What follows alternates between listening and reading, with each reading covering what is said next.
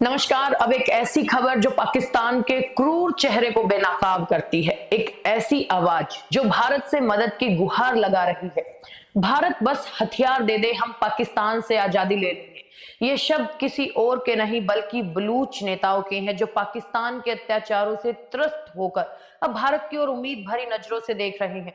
सोचिए, एक 10 साल की बच्ची अपने भाई की रिहाई के लिए सड़कों पर है, सोशल मीडिया पर गुहार लगा रही है।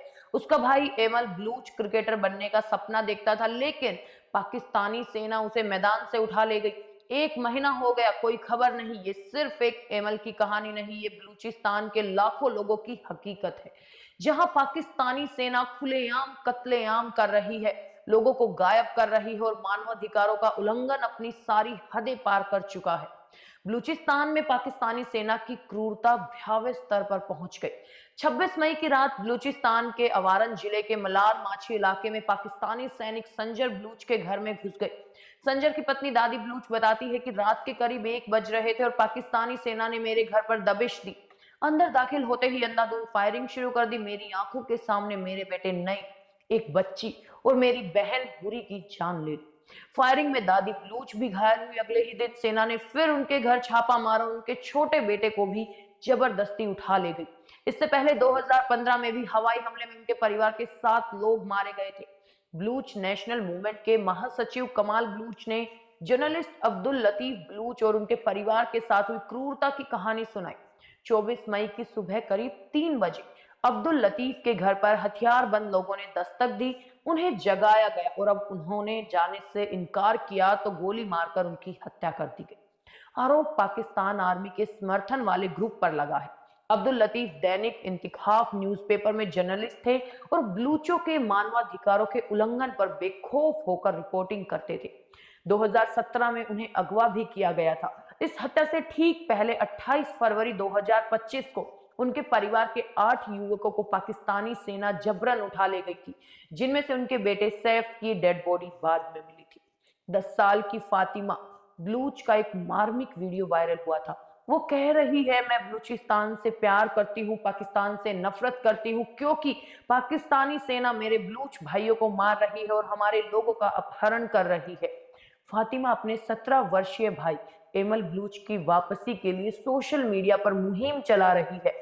एमल 23 मई को क्रिकेट खेलने गए थे, तभी पाकिस्तानी सेना उन्हें जबरदस्ती उठा ले गई। फातिमा बताती हैं कि बलूचिस्तान में गायब होने के बाद सीधे लाशें घर आती हैं।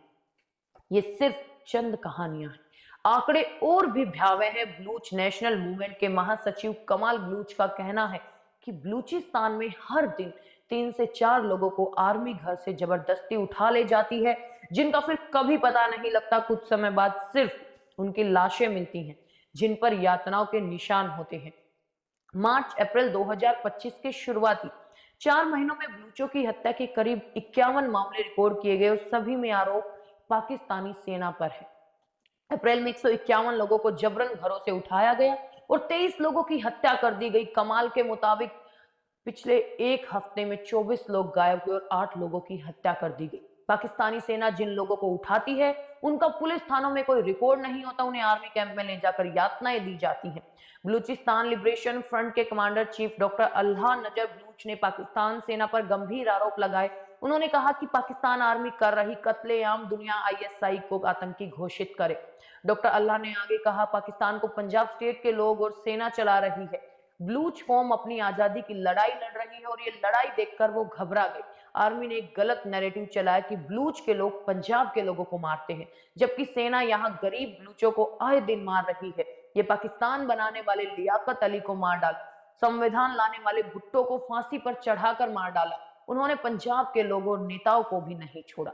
डॉक्टर बलूच ने आगे कहा कि पाकिस्तानी सेना सबसे ज्यादा कत्लेआम कर रही है और बलूचों को गद्दार बता रही है। उन्होंने कहा कि पाकिस्तानी सेना देश को गुमराह करने के लिए भारत को अपना दुश्मन बताती है और उसकी आड़ में बलूचिस्तान में नरसंहार कर रही है।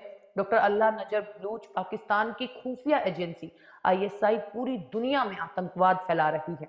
हमारी दुनिया से अपील है कि आईएसआई को आतंकी घोषित करें। ये एक ऐसा नासूर है जो कैंसर बन गया है। आईएसआई ने बलूचिस्तान को स्लोटर हाउस बना रखा है। डॉक्टर अल्लाह नजर बलूच ने सीधे सीधे भारत से मदद की अपील की है और उन्होंने कहा कि भारत बस हमें हथियार दे दो, हम आजाद हो जाएंगे।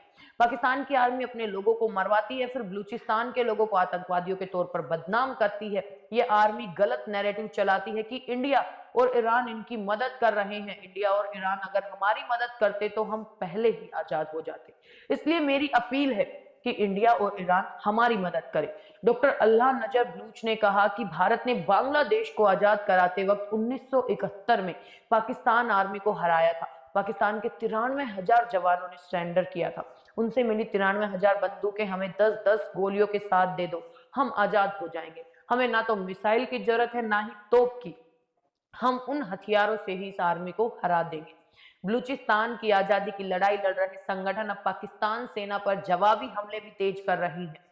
Baloch liberation front, Baloch liberation army, Baloch Republican guard जैसे संगठन सक्रिय हैं। बीएलए और बीएलएफ ने ब्रास नाम से एक संयुक्त संगठन भी बनाया। ऑपरेशन सिंदूर के बाद बीएलए और बीएलएफ ने पाकिस्तान सेना पर हमले तेज कर दिए और पिछले एक महीने में पाकिस्तान आर्मी कैंप, चौकिया, एयरफोर्स और नेवी समेत हर फोर्स पर 191 से ज्यादा हमले जा चुके हैं। इन हमलों में सेना के 177 जवान मारे गए और कई घायल हुए। बीएलए ने अकेले एक महीने में 111 हमलों में 120 पाकिस्तानी जवानों को मारने का दावा किया। बलूचिस्तान में मानवाधिकारों का हनन एक गंभीर मुद्दा बन गया है और बलूच लोगों की पीड़ा और उनकी आजादी की पुकार अब दुनिया के सामने है। भारत इस मामले पर क्या रुख अपनाता है, ये देखना बहुत ही दिलचस्प होगा। और आपका इस पर क्या कहना है? क्या भारत को बलूचिस्तानों की मदद करनी चाहिए? हमें कमेंट बॉक्स में जरूर बताएं।